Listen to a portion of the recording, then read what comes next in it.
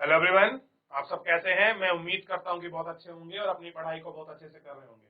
मैं आकाश कुमार बढ़ाना ICT virtual classroom में आपका बहुत बहुत स्वागत करता हूं मेरे प्यारे बच्चों। जैसा आपको पता है, मैं 7th क्लास से और देख रहे हैं हमारे अतीत, और हम दिल्ली के सल्तनत की बात करें, जो आपके दिल्ली के सुल्तान है, उनकी हम लोग बात कर रहे हैं। जीआईसी बछवावान के बच्चे सभी ध्यान दे बेटा, सभी जीआईसी बछवावान के बच्चे तो बहुत अच्छे से पढ़ते हैं माइक लेकर। जीआईसी लक्खीबाग, ध्यान दीजिए बेटा। चलिए, तो कल हमने आपका मोहम्मद बिन तुगलक के अधिकारी जन के विषय में पढ़ा, और हमने ये देखा कि जो गुलाम थे वो आपका बेटों से बढ़कर कैसे थे। इन सभी के विषय में हमने बहुत गौर कर कर अच्छे से इन सबको देख लिया। तो सबसे पहले ये बताइए, अगर किसी का कोई डाउट है, कोई क्वेरी है, आप मुझसे पूछ लीजिए। नहीं तो मेरे प्यारे बच्चों, हम लोग आगे बढ़ते हैं और इसमें आगे बढ़ के एक चीज देखते हैं। चलिए, कौन से स्कूल का बच्चा माइक लेकर आपके चैप्टर को पढ़ेगा? जीआईसी बछवावान या जीआईसी लक्खीबाग? जीआईसी बछवावान, चलिए। जीआईसी लक्खीबाग, चलिए बेटा माइक ले लें आप। Good morning sir. Very good morning. क्या नाम है आपका? जैनब। जैनब। चलो बेटा, आप पढ़ना शुरू करो। पहले वाले सुल्तानों की तरह खलजी और तुगलक शासकों ने भी सेना नायकों को भिन्न भिन्न आकार के इलाकों के सूबेदार के रूप में नियुक्त किया। ये इलाके इक्ता कहलाते थे और इन्हें संभालने वाले अधिकारी इक्तदार या मुफ्ती कहे जाते थे। मुफ्ती का फर्ज था सैनिक अभियानों का नेतृत्व करना और अपने इक्तों में कानून और व्यवस्था बनाए रखना। अपनी सैनिक सेवाओं के बदले वेतन के रूप में मुफ्ती अपने इलाकों से राजस्व की वसूली किया करते थे। राजस्व के रूप में मिली रकम से ही वे अपने सैनिकों को भी तनख्वाह देते थे। मुफ्ती लोगों पर काबू रखने का सबसे प्रभावी तरीका यह था कि उनका पद वंश परंपरा से ना चले और उन्हें कोई भी इक्ता थोड़े थोड़े समय के लिए ही मिले, जिसके बाद उनका स्थानांतरण कर दिया जाए। सुल्तान अलाउद्दीन खिलजी और मोहम्मद तुगलक के शासनकाल में नौकरी के इन कठोर नियमों का बड़ी सख्ती से पालन होता था।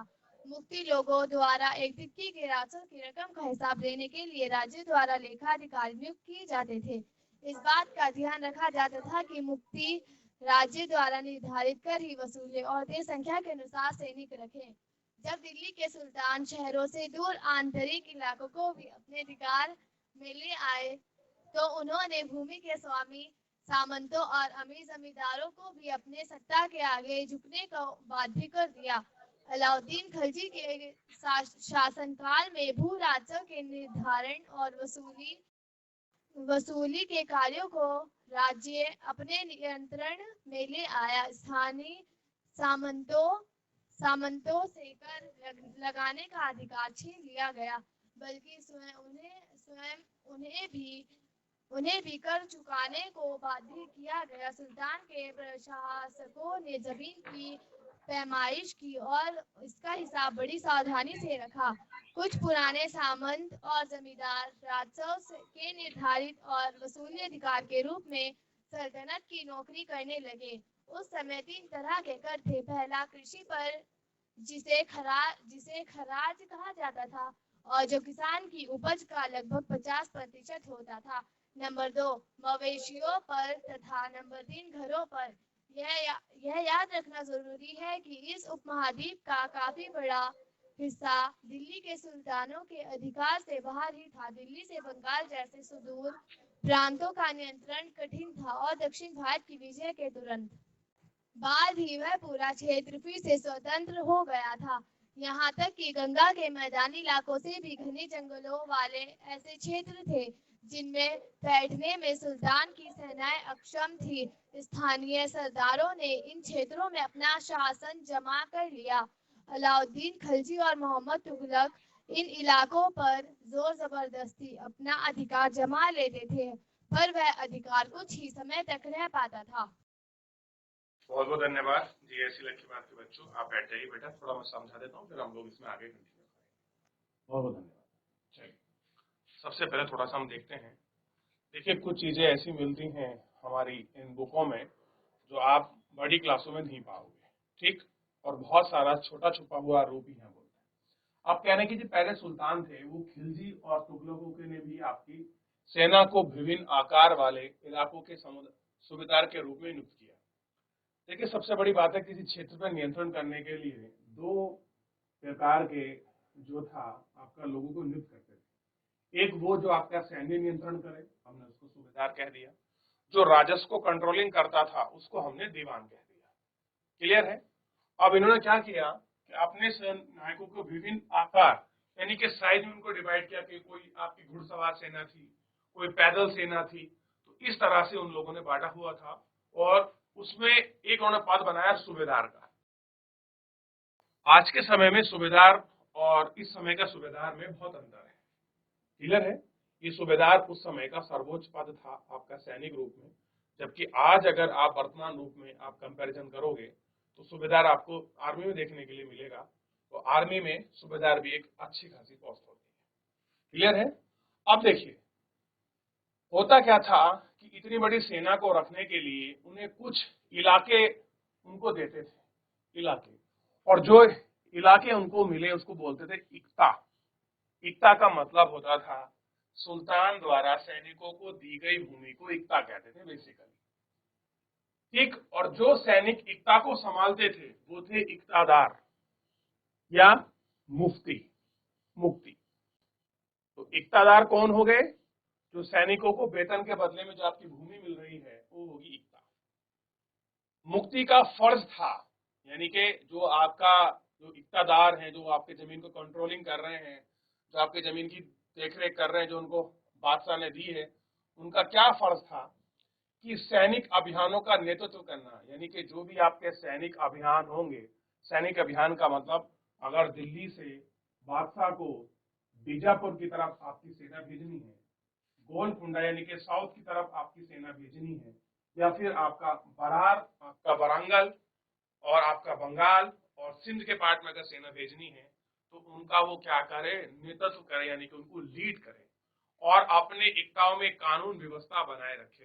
यानी कि जो उनको जमीनी क्षेत्र उनको दिए गए हैं वहां पर कानून व्यवस्था बनी रहे, ये सारा काम था जिस व्यक्ति को इक्ता मिली होती। यानी कि वो अभियानों में शासन जो आपका बादशाह उसकी हेल्प भी करेगा, अपने क्षेत्र में कानून और व्यवस्था भी बनाएगा, यानी कि टैक्स इत्यादि वसूलेगा। अपनी सैनिक सेवाओं के बदले वेतन के रूप में मुफ्ती अपने इलाकों से राजस्व की आपकी वसूली करते थे। यानी कि उनको क्या नहीं मिलता था? वेतन नहीं मिलता था उन सैनिकों को। वेतन के बदले में जो उनको भूमि मिली गई थी, जिसको वो आपका मुफ्ती कहते थे, वहां से वो क्या करते थे? आपका राजस्व की वसूली करते थे। राजस्व की वसूली, मान लीजिए आपको जमीन मिली है 1000 बीघा, 1000 बीघा जमीन में एक गांव बसा हुआ है, 2 गांव आपके बसे हुए हैं और आपके अंतर्गत 10, 20, 30 सैनिक आपके अंदर आते हैं, तो उस जमीन से जो भी खेती होगी उस पर जो भी आपका राजस्व आएगा वो सारा कौन रखेगा? इक्तादार यानी कि मुफ्ती रखेगा। और यही उसका मेन सोर्स ऑफ इनकम था। राजस्व के रूप में मिली रकम से वे अपने सैनिकों की आपका तनख्वाह देता था। अब उसके अंदर चाहे 10 सैनिक हो, 50 हो या 20 हो, उनकी वो क्या करेगा? उसी राजस्व से आपकी तनख्वाह यानी कि सैलरी देगा, उनका पे आउट करेगा। मुफ्ती लोगों पर काबू रखने का सबसे प्रभावित तरीका था कि उनका वंश परंपरा से ना होकर चले और कोई भी इक्ता थोड़े थोड़े समय के लिए ही मिले।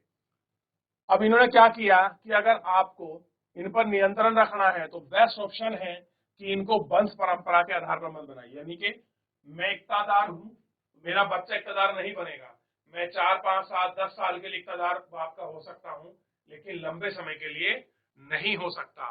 ये अलाउद्दीन खिलजी और मोहम्मद बिन तुगलक की बनाई हुई आपकी पॉलिसी थी। क्लियर है कि क्या रहे, कोई व्यक्ति थोड़े समय के लिए ही रहे, इसका बाद उनका स्थानांतरण यानी कि उनका ट्रांसफर कर दिया जाएगा। क्या कर दिया जाएगा? ट्रांसफर। शायद इस जगह हो, आज वो आपका बंगाल में हो, कल को आपका वारंगल भेज दें, उसे काठियावाड़ का क्षेत्र दे दें, यानी कि जो गुजरात वाला रीजन है, क्या पता उसको सिंध भेज दें। तो इस तरह से उनका ट्रांसफर होता था। कह रहे हैं कि सुल्तान अलाउद्दीन खिलजी और मोहम्मद बिन तुगलक के शासन में नौकरी के इतने कठोर नियमों की बड़ी सख्ती से पालन होता था।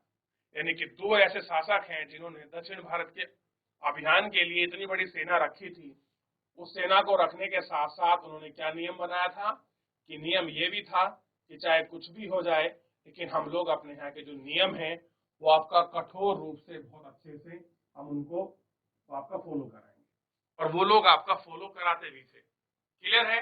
मुफ्ती लोगों द्वारा एकत्र किए गए राजस्व की एक रकम का हिस्से के लिए राज्य का लेखा अधिकारी नियुक्त होता था। अब जो आपने टैक्स के रूप में रकम को आपने इकट्ठा किया है मुफ्ती लोगों ने, उसके लिए भी एक ऑडिटर, लेखा अधिकारी क्या होगा, ऑडिटर को नियुक्त करते थे।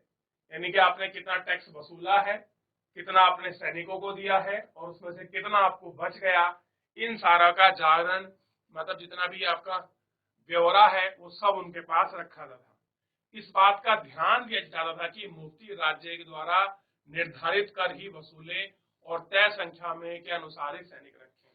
यानी कि मुगल बादशाह ने या सुल्तान ने जो आपका कर की रेट तय कर दी है उसी पर वसूलना होगा, उससे ज्यादा नहीं वसूल सकते, और जितने आपके लिए सैनिक निश्चित किए हैं उतने ही सैनिक को आपको रखना पड़ेगा, आप उससे सैनिक नहीं रख सकते।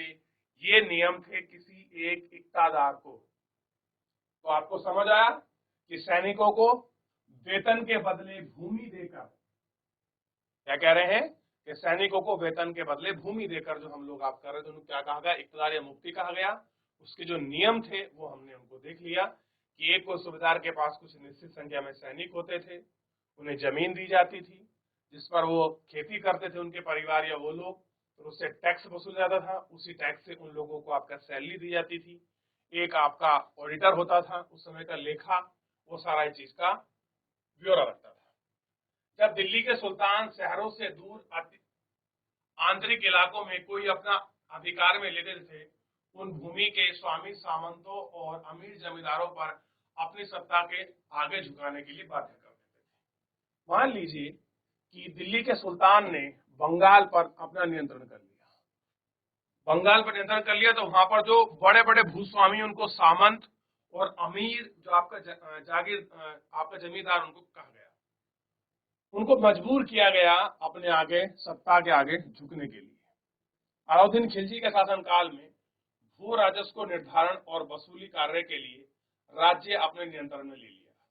अब कैसा होगा कि जो भी टैक्स वसूला जाएगा, किस तरह का काम होगा, ये सब हम लोग इसको रेगुलेट करेंगे।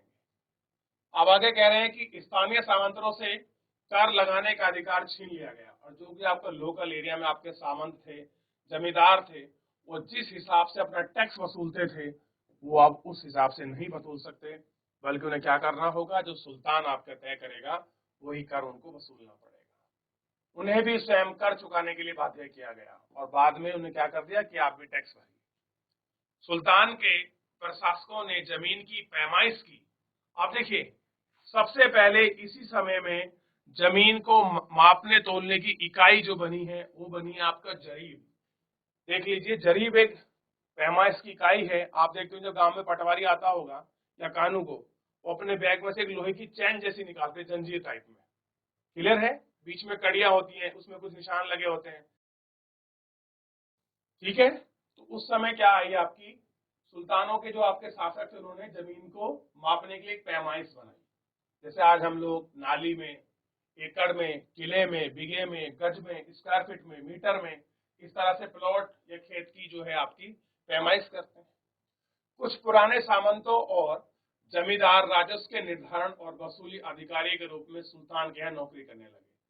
आपको जैसे पुराने सामंत थे और कुछ आपके जमींदार फैमिली के लोग थे, वो लोग क्या करने लगे, वहीं आपका राजस्व का निर्धारण करने लगे और कर वसूलने लगे।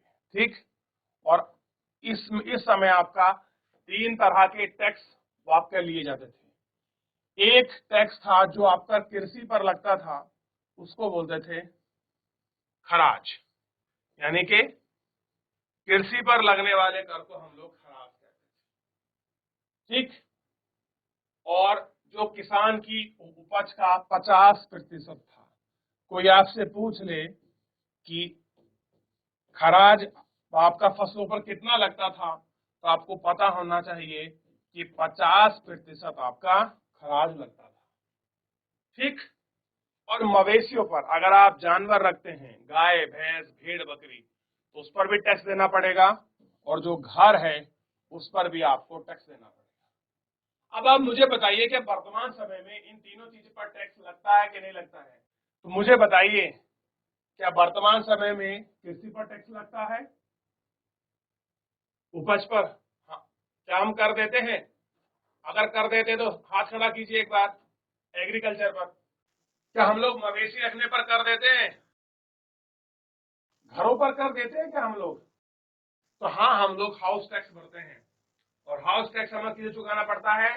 नगर निगम को चुकाना पड़ता है। जो लोग शहरों में रहते हैं वो जानते हैं कि जो आपका हाउस टैक्स लगता है, क्लियर है, उसे नगर निगम वसूलता है। क्लियर है?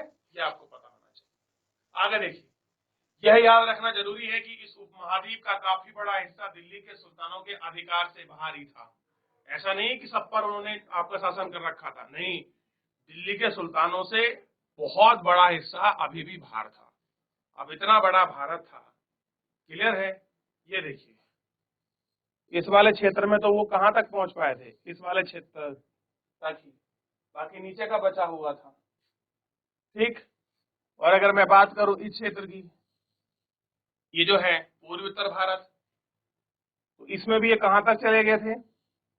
असम तक।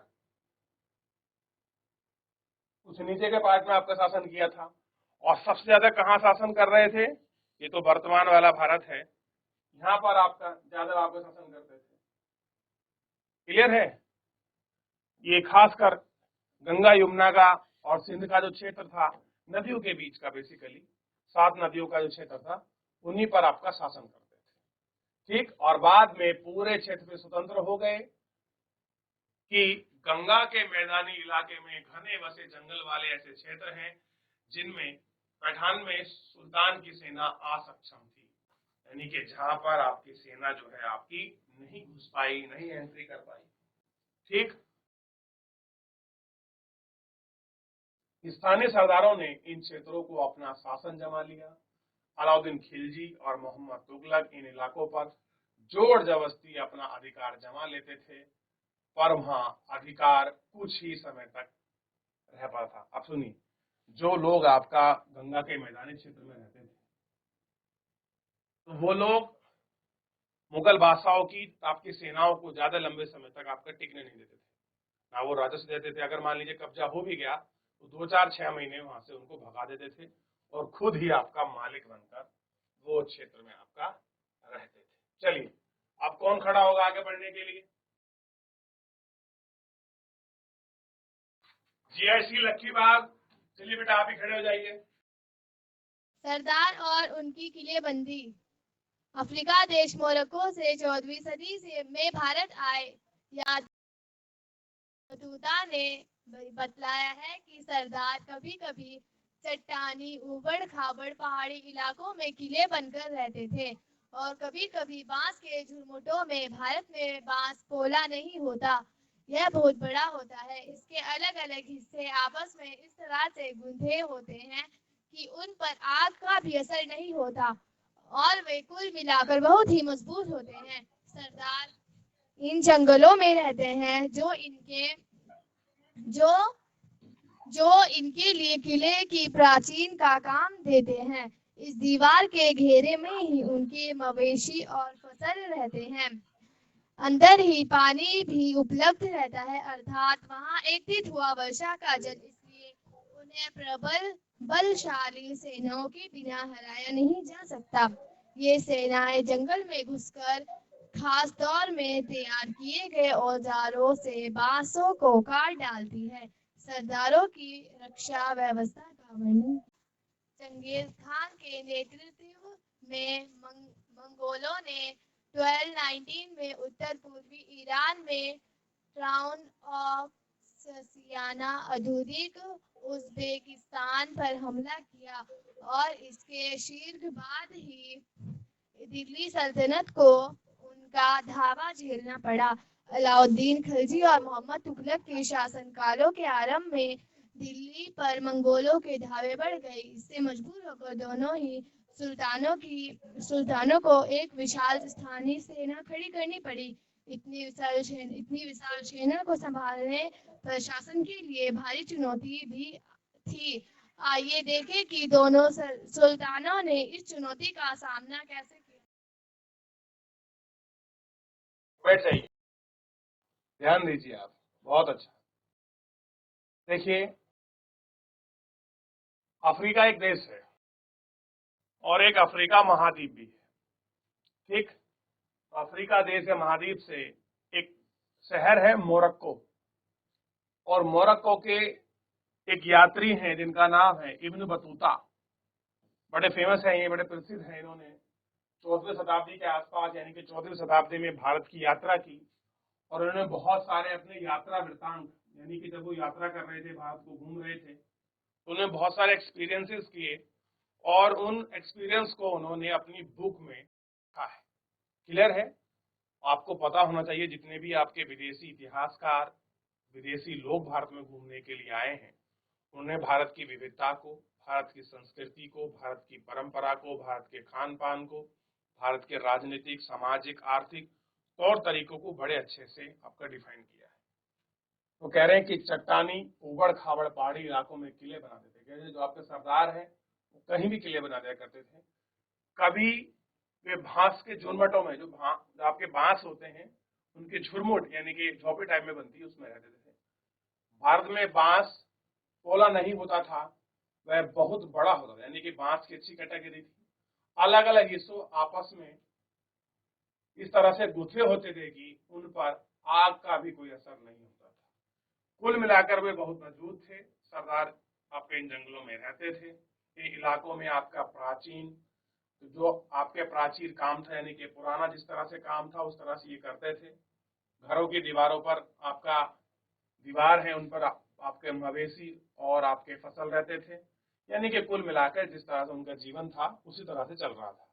और कह रहे हैं कि ये लोग क्या करते थे, सबसे बड़ी बात है, एकत्र हुए वर्षा का जल उन्हें, वो लोग क्या करते थे, वर्षा के जल को इकट्ठा करते थे, और उनके पास एक फोर्सफुल, शक्तिशाली आपकी सेना भी थी जिसे हराया नहीं जा सकता था। यानी कि एक स्किलफुल आपका उनके पास आर्मी थी। ये सेनाएं जंगल में घुसकर खास तौर से तैयार किए गए औजार से बांसों को काट डालती थी। यानी कि ये लोग बांस काटने की टेक्निक भी जानते थे। अब देखिए, सब कुछ ठीक ठाक चल रहा था। अब जहां कुछ ठीक ठाक चले तो वहां कुछ ना कुछ प्रॉब्लम तो होती है। अब ऐसे ही एक प्रॉब्लम करने आ गया जिसका नाम था चंगेज खान। चंगेज खान, बोलते हैं चंगेज खान से पूरी दिल्ली सल्तनत आपका डरती थी। क्या हुआ था? पूरी दिल्ली सल्तनत उससे डरती थी। क्लियर है? तो मैं आपको चंगेज खान के विषय में कल बहुत अच्छे से बताऊंगा कि ट्रांस अक्शेनिया पार्ट, यानी कि आधुनिक उज्बेकिस्तान का रहने वाला ये व्यक्ति, और अगर आप इसको देखोगे, एक एक चंगेज खान और एक आपका तैमूर लंग, जिनसे आपका मुगल भी डरते थे और दिल्ली सुल्तान के सल्तनत के राजा भी। तो फिलहाल मेरे प्यारे बच्चों, आज के लिए इतना ही। मिलते हैं नेक्स्ट लेक्चर में। धन्यवाद।